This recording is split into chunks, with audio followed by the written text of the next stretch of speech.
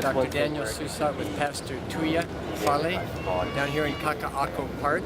And we've come down here to see what we can do to support their ministry that's working with the homeless people who live here, a lot of women and children.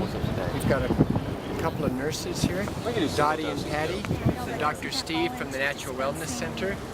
Just give it a 360 here and you can see all the tents and the kids and the people. And that's Jeff Davis, who's running for governor here, right over here, the solar guy. Here, how many children are living down here, Jeff? Approximately 40 children from, well, we got we got unborn children in here, right? 9 months pregnant, 7 months pregnant, 5 months, 6 months, 8 months, you name it. Yeah. Well, I'm just so happy to see you guys caring and getting down here after just being asked, you know, without seeing it, sight unseen. And then, of course, again, these folks have been working in this, so they're an asset. You know, what's going on? I haven't seen a medical team down here. I've got all these pregnant women saying they don't have enough prenatal. And so people like you and other good people here, medical professionals, are coming in. We've got some folks over here from a church passing out food. Right. But that's not good enough because there's no running water and there's no toilet. As long as you have people coming for either Medicare or you know, they're children. And you know what my next plan is? To get a bunch of them, march them over to the Humane Society and try to check them in there to get a little publicity on this. And also goes down to them. It seems like one of the problems is that the shelters are not kid-friendly and they're scary places. I've been to all of them. There's one right over here called Next Step. More than 50% single adult male. And they're this homogenous population, and you've got toddlers, and you've got, unfortunately, some of the worst case mental issue people.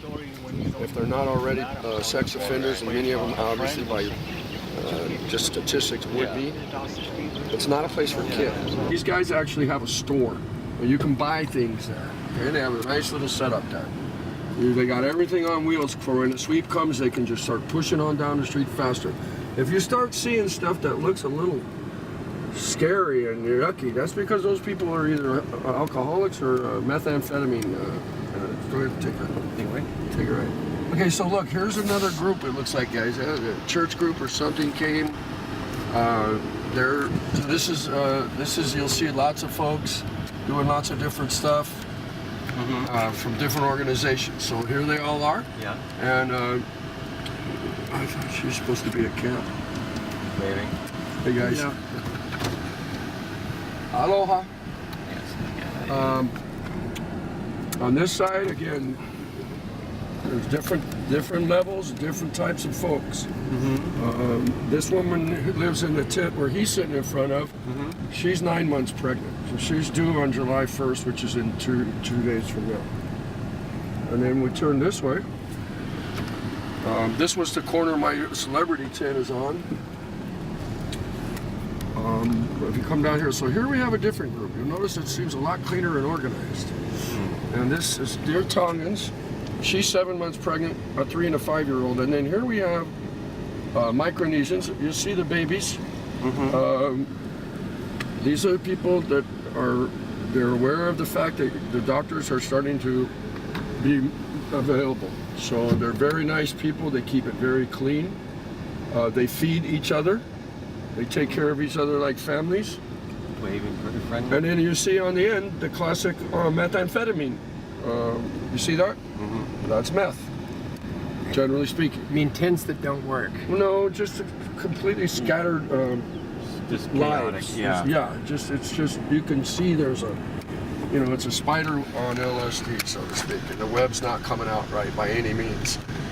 And so now people, you'll see people setting up here at different times of night. So right now it's the middle of the day. This is not your, you know, poster child of what this place looks like, homelessly speaking. Generally, a lot of these folks will head on out during the day for whatever reason, including to escape a possible sweep. Go on up and take a lift, Steve. But at nighttime, you'll see a different, you know, you'll see the kids, they're all on their tricycles, they're playing, and little toddlers wandering in the street. Very dangerous situation. Yeah, this is where they've been able to hide from the public, and therefore people don't even know they exist. When I say they, I'm talking babies and toddlers. There's a stroller Tricycleville, because it's all a bunch of babies and toddlers, and a lot of them just came from the maternity ward into the street. Now, it's better than it's better than the shelter in many regards, but again, I've seen dead people here. I've seen a crossbow versus machete fight. There was the wonderful night with the spear gun taken away from the guy and beaten to a pulp for pointing it at people. 7 cop cars the other night for a guy with a knife threatening to slash everybody's tents. All this happens in the right in proximity of all these children, a complete generation of the cycle of homelessness, drug addiction, and into the criminal incarceration system. And here's the medical school in its new Kaka'ako location. I understand that they do something like a little bit of outreach. I'd be happy to try to find out who is organizing that. Would you please? Yeah. Stop. Well, there we go. It's my alma mater. No, there you see methamphetamine. Oh, look over here. Methamphetamine to your right. Okay, and then mixed in with that methamphetamine, there's strollers, baby seats, tricycles. And then we come into a cleaner area here. Backpacks, bicycles, moms. Somebody's cooking a fish they caught. These tents all match, some of them. Well, they're from Costco, that's why. Costco. That's where I got mine. Okay. At any moment, the city could say enough is enough, and they'll run in here, and they'll come in here without any warning, and they'll pull in here with the police and dump trucks. All right, so you're gonna have to turn around here. They'll come in here with the police and dump trucks, and they'll tag your belongings. Once they put a little red tag on what you own, you are not allowed to take it with you, even though you're standing right there in front of it. And I'm talking diapers, formula. That's ridiculous. Here's what you get.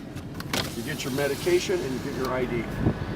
And they stand there and watch you, and you do not touch anything else. You do not. And the police are ready to take you to jail if you don't pay attention.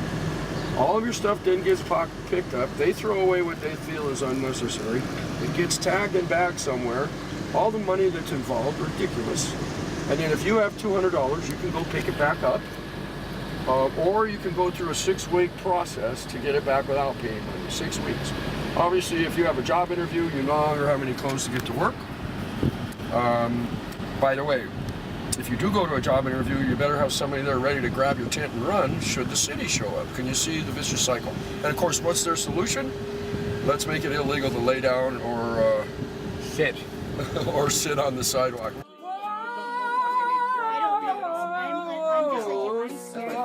I'm